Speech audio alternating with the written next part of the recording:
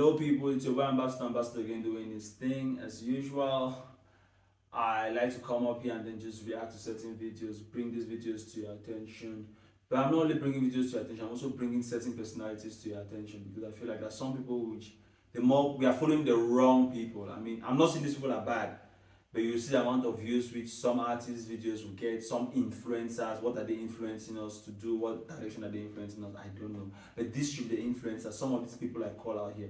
Some other people talk about their videos but not necessarily call their names because I don't know enough about them to, should I call it, vouch for them or stand with them. But this guy is one of those guys who I've watched him closely enough over the years so I can actually vote for him. And because voting for somebody for me means I'm putting my life in their hands. And this is one of those guys where I feel like he has been consistent enough where I can do that and say that, guys, watch this guy out. Look at the things he says. Go and check out his things. So his name is Sanusi, right? By the time announcement was made that I had been removed for insubordination, that is the word, insubordination. And you would think that somebody who says you're subordinate to him is somebody who is superior to you.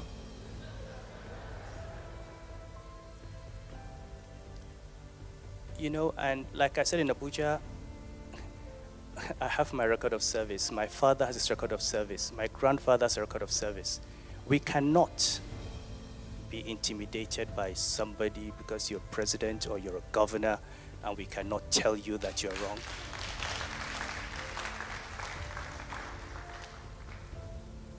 We've chosen different paths. And I said yesterday, and I'll say it again, if I had gone into politics, at least given the people that have succeeded in becoming president in Nigeria, I could have been president. Or I could be governor. So that I choose not to go into politics does not make me a subordinate human being. And this is what we all have to learn as Nigerians. We take too much rubbish. And we're all too afraid, too much in our comfort zones. And by the time these guys finish with us, our children will not have a nation. And this is the real challenge that we face. How do we stand up? How do we retrieve our nation? How do we go back to that vision that we had? How do we give our children the opportunities that we have had? And even better. And this is the question that each of us must take with us. And the only way to do it is, if you're not in politics, you must hold those in politics to account.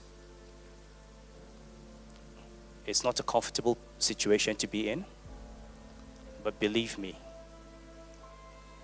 when people are incompetent and they don't like you, you wear their dislike as a badge of honor.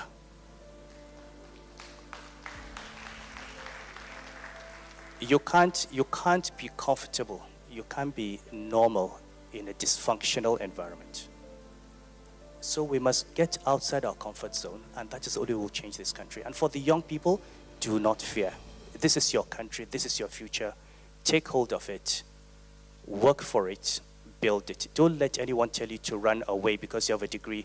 Go to England, go to America, go to France. This is your country. You're coming back here. So let's work to build one for you.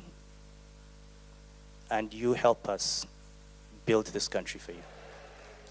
The Emir of Kano. He used to be the head of the Nigerian Central Bank, stood up against, should I call it, the authorities with certain things about people taking money from the central bank. Without a long story, he got dismissed from the central bank. He was the Emir of Kano. He got dismissed again, then reinstated recently, and then he was making this speech with a lot of humor, and that's how this guy is. A lot of things, you have a very strange touch of humor in a very critical situation, but he's very blunt with what he says, and he stands by what he says. He might be wrong at times, I always say that, because I'm not exposed to all of the facts with certain things. So I'm always giving that room for growth or room for more learning. So he might be wrong. From what I know, I stand behind what he says and I agree with him with most of these things. So the first thing Sanusi was talking about was, he just brought to me the aspect of true leadership. where a true leader speaks his mind, even at times where they might be wrong and where their opinion is not the popular one. Sanusi has always spoken his mind where I don't know if he was wrong, but at least I know that it was not the popular opinion he was standing by. And people criticized him, and then down the line it was proven that was right. He's a very good, brilliant economist. I think I would like to even call him like a monetary system scientist. He had some very good predictions with regards to the Nigerian central bank, their monetary policies, and time has proven him right. He has always spoken his mind with regards to the corrupt systems and people in very high offices, which I think is putting his life in danger at times. That's what a true leader does. Also, he takes stands and faces the consequences. I mean, when he took his stand in the central bank, he knew what was coming from him. He knew the powers that were coming against him. He knew what would happen. He took his stand and he took the consequence. He was not crying about it and acting the victim. He knew what was going to come. Same thing with this case as is the Emir of Kano. He went against certain powerful people. When I remember during this other the late CEO of Access Bank, his funeral, he was making a speech where he said when he was kicked out of his house as the Emir, that was his only friend who stood by him, sent a plane to come and get his family. He was living with the man for a while. And imagine such a powerful guy, but just knowing like, okay, I've done this thing. These are the consequences. This value I stand for is more important to me than all of these other advantages I have. So I'm ready to risk them and lose them, even if that's what it takes to stand by this value. So he takes a stand and faces the consequences. He does not be about it or cry all the time. You just see him saying, this is what I did, this is what I like his eloquence too. The guy, he speaks very clearly, not trying to sound white or American or European or American, but he's very articulate with his words and very eloquent. Also, I think the main point he raised where he was making fun of the system. I remember like the one he said, the person said that it's insubordination, but he said if you are talking about insubordination, it's in the case where somebody is higher than the other. So does it mean that the person is assuming that they were higher than him? He made that joke. And then he also made mention of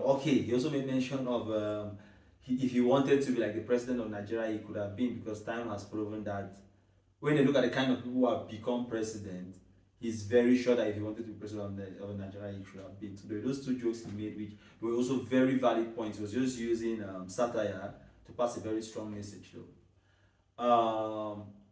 Also, he mentioned the fact that Africans need to stand up for themselves and hold those in politics accountable. That's one of the things which I hammer on this channel, where I say we as Africans just let life carry us along and we drown ourselves in alcohol or in prayer, and we are hoping that things will just change. But by doing nothing, you are just enabling the system to continue doing what it does, or frustrating you even further.